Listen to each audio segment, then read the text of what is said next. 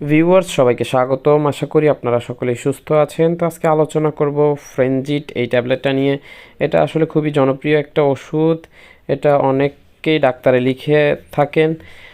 এটার কোম্পানি হলো Beximco pharmaceuticals limited. এটা বেক্সিমকো প্রস্তুত করে থাকে। এটার প্রতি পিস ট্যাবলেটের খুচরা মূল্য হলো 5 টাকা। এটার জেনেরিক নেম হলো ফ্লুপেন্টিকজল এবং মেলিট্রেসিন।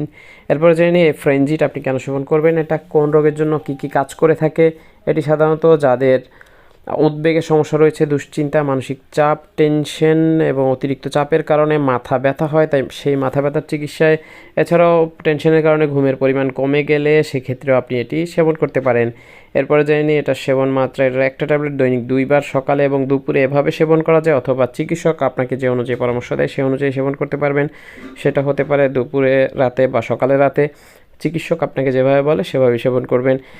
এরপরে জেনে নিই এটি গর্ভাবস্থায় সেবন করা যায় কি না। এটি গর্ভাবস্থায় সেবন করা উচিত নয় এবং স্তন্যদানকালীন সময়ে একই বিরত থাকা উচিত। এরপরে জেনে নিই এটার পার্শ্ব প্রতিক্রিয়া। এটা সাধারণত সুসহনীয়, তেমন কোনো পার্শ্ব প্রতিক্রিয়া নেই, তবে কোনো কোনো ক্ষেত্রে অনিদ্রার পরিমাণ দেখা দিতে পারে, অর্থাৎ ঘুমের পরিমাণ কমে যেতে পারে। আর যে কোনো ওষুধ আপনি যদি সেবন করতে চান তাহলে অবশ্যই একজন রেজিস্টার্ড চিকিৎসকের সাথে আগে পরামর্শ করে নেবেন, তারপরে সেবন করবেন। আপনার খেয়াল খুশি ইচ্ছা মতো নয়।